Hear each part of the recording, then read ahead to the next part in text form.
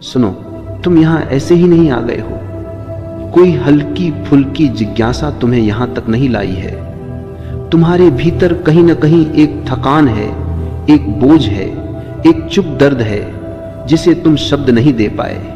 बाहर सब ठीक दिखता है पर भीतर कुछ खाली सा है, और यही खालीपन तुम्हें यहां खींच लाया है। आज जो बात होने वाली है वह मनोरंजन नहीं है, यह ज्ञान भी नहीं है, यह तुम्हें बेहतर इंसान बनाने की कोशिश भी नहीं है। यह सिर्फ एक आईना है जिसमें अगर तुम ईमानदारी से देख पाए तो शायद पहली बार अपने असली चेहरे से मिल सको।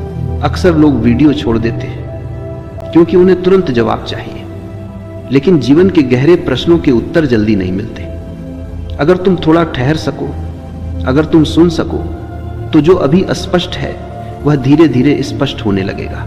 और याद रखना, यह बातें दिमाग से नहीं, भीतर की खामोशी से समझी जाती है। तुम अकेले होने से डरते हो, यह सच है। तुम कहते कुछ नहीं, पर तुम्हारी पूरी जिंदगी इस डर के इर्द गिर्द घूमती है। तुम भीड़ ढूंढते हो, रिश्ते ढूंढते हो, शोर ढूंढते हो, मोबाइल ढूंढते हो, सिर्फ इसलिए ताकि अकेले न रहना पड़े।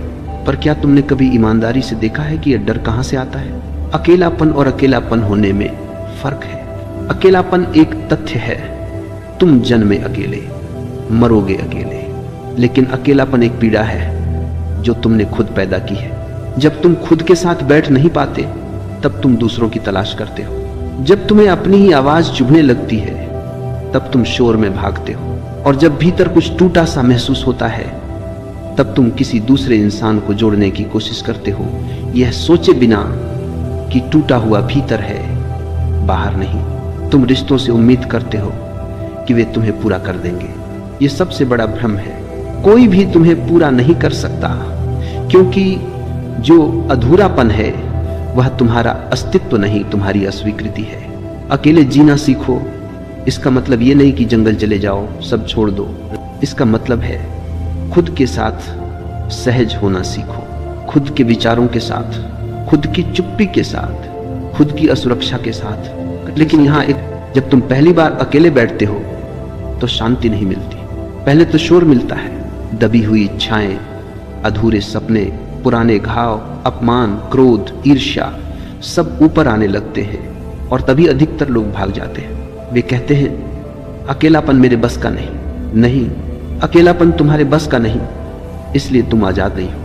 जो व्यक्ति अकेले बैठ सकता है वही किसी के साथ सही ढंग से रह सकता है, और जो अकेले से भागता है वह रिश्तों में भी सिर्फ भीख मांगता है, ध्यान की, प्रेम की, मान्यता की। शांत रहकर सुनो, यह सिर्फ कानों से सुनने की बात नहीं है, यह भीतर की भागदौड़ को थोड़ी देर रोकने की कला है। तुम सुनते बहुत हो पर सुनते नहीं हो। तुम प्रतिक्रिया करते हो, उत्तर देते हो, जज करते हो, पर सुनते नहीं हो। शांति कोई बाहर से मिलने वाली चीज नहीं है। शांति तब प्रकट होती है जब तुम भागना बंद कर देते हो। अकेले बैठो, कुछ मत करो, कोई मंत्र नहीं, कोई विधि नहीं, बस बैठो और जो चल रहा है उसे चलने दो। शुरू में यह असहज होगा क्योंकि तुमने पूरी जिंदगी खुद से दूरी बनाकर रखी है। अब अचानक खुद से मिलना, यह टकराव होगा। लेकिन अगर तुम भाग्य नहीं, अगर तुमने फोन नहीं उठाया, अगर तुमने किसी को मैसेज नहीं किया, अगर तुमने खुद को व्यस्त नहीं किया, तो धीरे धीरे विचार थकने लगेंगे। और एक दिन, बहुत साधारण सा दिन, तुम पाओगे कि भीतर कुछ शांत है, कोई वजह नहीं, कोई कारण नहीं, बस शांति। शांति तुम्हारा असली घर है। यहीं से असली यात्रा शुरू होती है। अकेले जीना सीखना मतलब दुखी होना नहीं, अकेले जीना सीखना मतलब निर्भरता से मुक्त होना है। और जब तुम मुक्त होते हो तभी प्रेम संभव होता है, तभी सुनना संभव होता है, तभी जीवन पहली बार बोझ नहीं उत्सव बनता है। अगर यहां तक सुनते सुनते तुम्हारे भीतर कुछ हिला है, अगर तुम्हें लगा है कि कोई तुम्हारी ही बात कर रहा है, डर, यह शब्द छोटा है लेकिन इसकी जड़ें बहुत गहरी हैं। तुम सोचते हो कि तुम कई बातों से डरते हो, असफलता से, अकेलेपन से, मृत्यु से, लोगों की राय से। लेकिन सच यह है कि डर एक ही है, बस उसके रूप बदलते रहते हैं। वह एक ही डर है, खुद को पूरी तरह जान लेने का डर।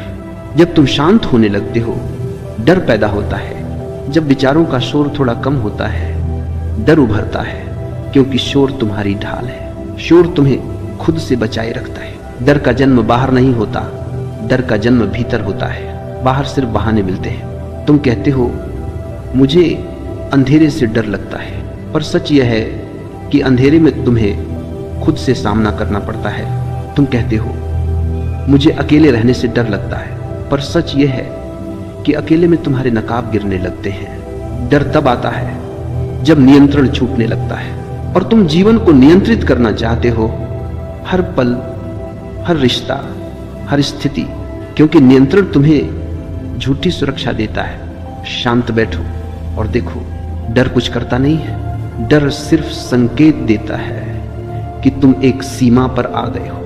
उस सीमा के उस पार स्वतंत्रता है और इस पार तुम्हारी आदतें। अक्सर लोग डर से लड़ने की कोशिश करते हैं। ये सबसे बड़ी भूल है। डर से लड़ोगे तो डर और मजबूत होगा। डर को दबाओगे तो वह किसी और रास्ते से निकलेगा। डर को देखो, बस देखो। देखने का मतलब यह नहीं कि तुम विश्लेषण करो। देखने का मतलब यह नहीं कि तुम कारण खोजो। देखने का मतलब है गवाह बन जाना। जब डर उठे, कहो मत यह गलत है, कहो मत यह नहीं होना चाहिए। बस भीतर बैठकर देखो।